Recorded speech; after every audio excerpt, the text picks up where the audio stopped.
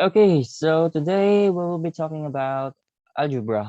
This is actually grade 9 topic, the quadratic functions and equations. Okay, so I'll be introducing to you a concept known as the Vieta's formula to determine the sum and the product of the roots. Okay, so given in the equation 3x squared plus 4x plus 2h minus 5 equals 0, find h if the product of the roots is 4. Okay, so given the standard equation of a quadratic equation, standard form ax squared plus bx plus c, okay, equals 0. So how can we determine its product? Okay, and sum. Okay, so this is known as the Vieta's relation. By Vieta's relation or Vieta's formula, um, the sum of the the sum of the product, the sum of the roots, the sum of the roots. Okay. By the way, we let R and S be the roots. R and S be the roots. Okay, so the sum is negative B over A. Okay, basically that is R plus S, no? Sum eh. Then product naman, which is yung gagamitin natin dito, of the roots is nothing but C over A. So, paano nakuha yun? Okay, paano nakuha yan? So, i-derive natin. Okay, derive natin. Gawa tayo ng formula. Okay. So, given the standard form niya na naka-factor out yung coefficient ni x or yung leading term, naka-factor out, that will be x minus r, x minus s. No? Kasi 'di ba kapag naka-express siya as factor, so dun made-determine mo na yung roots. Equate mo lang yun as 0, 'di ba? Then solve. So basically parang ganito yan, x minus r equals 0 kasi naka-equate yan to 0 eh. 'Di ba? So by zero property, kapag two factors na kung saan yung product nila ay 0, it's either one of them is 0. Okay, so x minus x equals 0. So x equals r, x equals s. So ayan, x equals something. So may nakuha tayong value in x which is known as the roots or the solution. Okay, since quadratic yan to the second power, ay, dalawa rin yung roots. Okay. Again, ayan, the number of roots is equal to the degree of the equation. So expand natin yan ngayon. Okay, x times x squared, x times negative sx, negative r times x, negative rx, negative r times negative s, positive rs. Okay, now, take note that negative sx, negative rx, para sila may x. So, pwede nating i-group yan, then i-factor out sa x. Then, para din sila may negative, so pwede nating ilabas din yan. Actually, naka-equate pa yun to 0. So, ayan. Then, a is x squared. Then, since para sila may negative, labas natin sa negative. Positive na sila lahat. Then, yung x, labas din natin. So, r plus s na lang or s plus r. R plus s na lang. Kasi, alphabetical. No? So, pares lang naman sila. Kasi addition is commutative naman. Then, plus rs equals 0. So, ayan.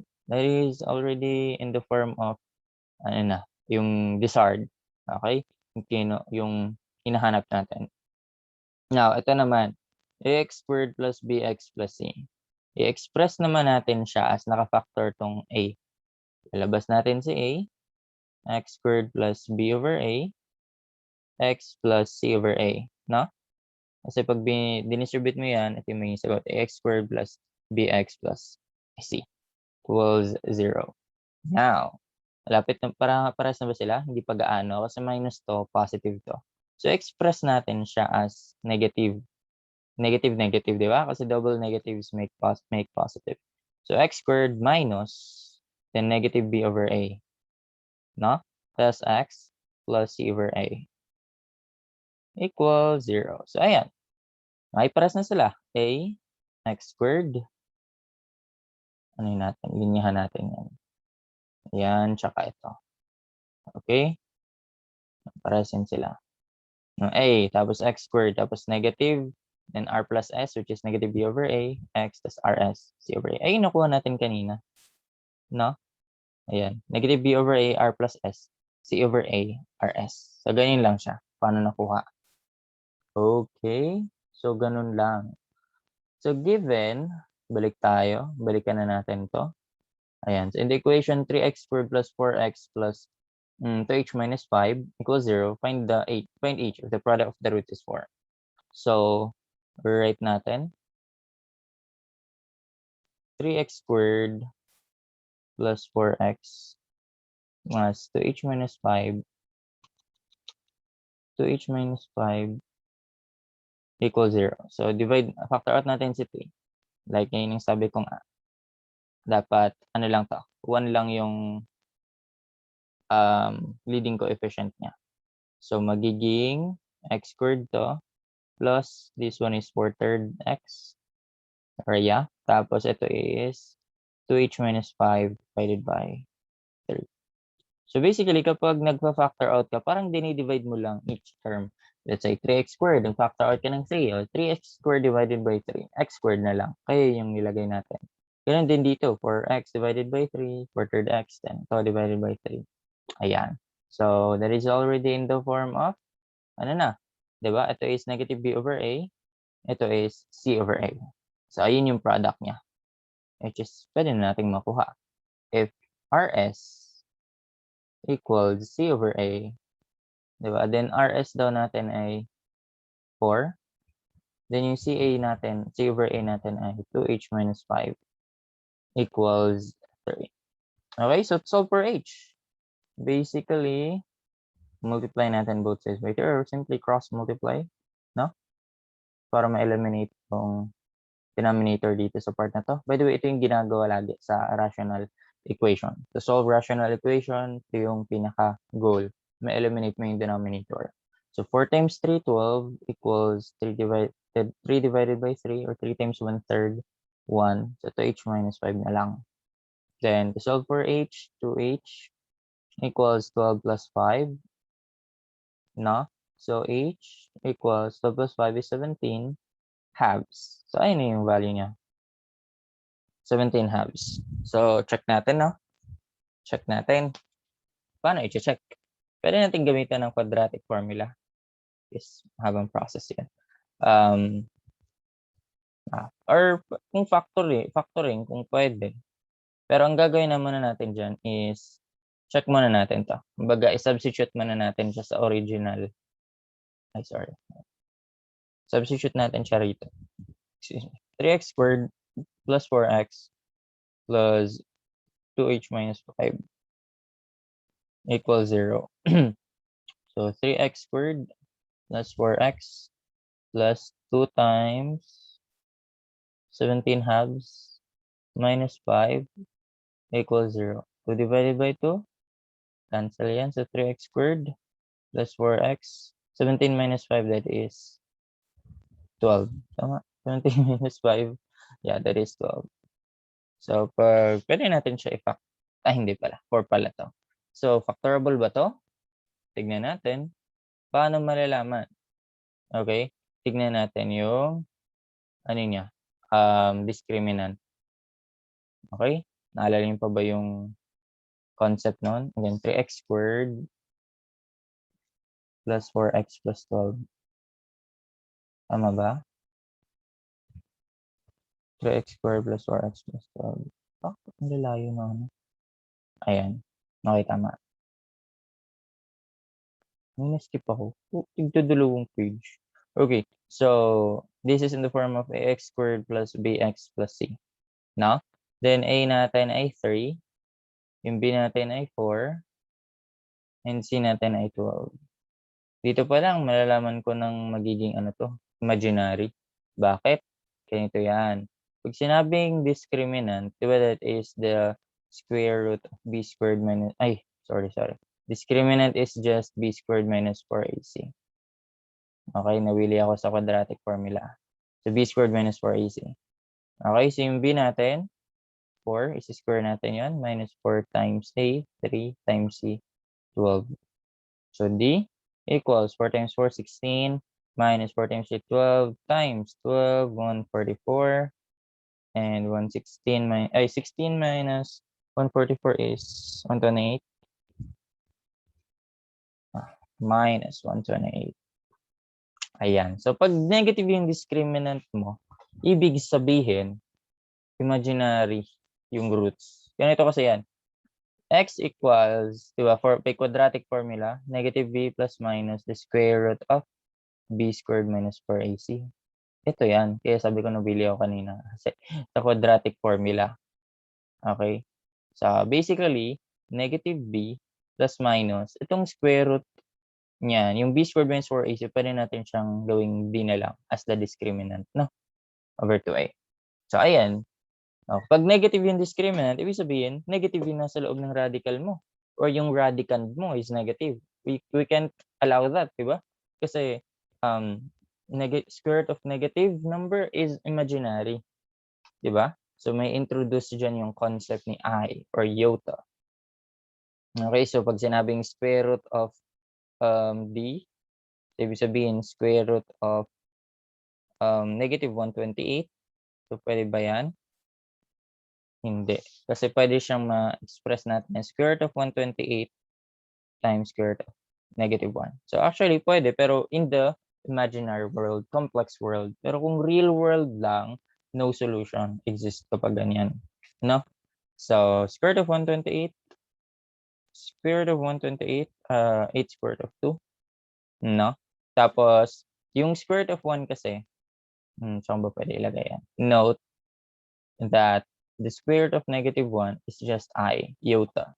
Okay? Pwede natin siyang introduce yung another constant. Constant to. Di ba? Kasi di naman yan nagbabago. I will still be an I. Okay? So, x equals, solve na natin.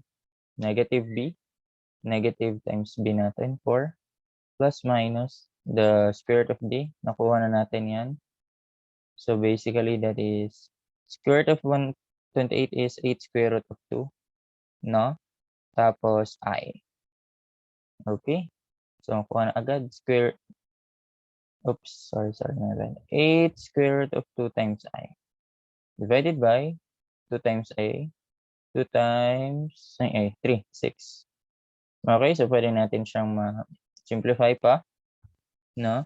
So, x equals negative 4 over 6 plus minus the 8 square root of 2 over 6 I. Okay, so x equals 4 over 6. That's 2/3. Tama? 4 divided by 2, 2. 6 divided by 2, 3. Plus minus 8 divided by 6. 8 divided by 2, 4. 6 divided by 2, 3. Square root of 2i. Or since same naman sila ng denominator, pwede nating pagsamahin. Magiging negative 2 plus minus 4 square root of 2i over 3. So, ayan yung roots natin. So, prove natin na kapag pinag-multiply daw natin to, will give us 4. Diba? Kasi yung sabi roots daw. Imagine may imaginary tayo. Tapos kapag minultiply natin sila, so magiging real. Mawawala ito imaginary kapag minultiply natin yan. Galing na. So, ganun yan. Kasi, sa imaginary, ganito kasi yan. Ang I, di ba, square root of negative 1. So, pag I squared, ibig sabihin, isi-square mo to. Square root of negative 1 squared. So, cancel to, that will be negative 1. Tama? So, I cube, ibig sabihin ito, multiply mo lang ulit by I. So, magiging negative I. Then, lastly, kasi paikot-ikot to. So, ibig sabihin, wala palang last, no? I mean, last sa na to, sequence na to is I to the 4th. Kasi, ito is just multiply ulit ka lang ulit ng I. Okay, so I squared, alam natin na yan, negative 1. So, negative times negative 1, positive 1. So, bakit last na sabi ko dyan? Kasi ang I5, babalik ka sa I to the 1st. Diba? Kasi 1 times I. So, I ulit. Oops. I ulit siya. Sayang. Ganyan yung cycle niya. Hanggang 4 lang, tapos balik na ulit sa I. So, ayan. Okay? Sabihin yung concept niya. So, ayan. Try natin na kapag in-expand nga natin yan, -2 plus minus 4. Tama ba? 4 square root of 2i over 3. Ayan, no? -2 plus minus square root of 4 square root of 2i over 3. Ayan, tama. Now, ayan, since plus minus yan, pwede natin siyang i-break into 2 parts. -2 plus 4 square root of 2i over 3 times -2 minus 4 square root of 2i over 3. Okay. So, ayan, pwede natin siyang FOIL, no? So, this will be, sumayin na natin, -2 plus 4 square root of 2i times -2 minus 4 square root of 2i all over 3 times 3, 9. So, prove natin na magiging 4 nga to. Okay, so, FOIL method, -2 times -2, positive 4. Then, -2 times, ayan, -4 square root of 2i, negative times negative, positive. 4 times 2, 8, square root of 2i. 8 square root of 2i. Next, ito. So, 4 times -2, parang negative lang siya nito, no? So, -8 square root of 2i. So, ibig sabihin, cancel yan. Para mamaya. So, ayun na, may isa nang na-cancel. So, last, ito. 4 times -4, -16. Then, square root of 2 times square root of 2, that will be 2 lang. Kasi square root of 2 squared. Diba? Square root of 2 squared, cancel to. 2 lang.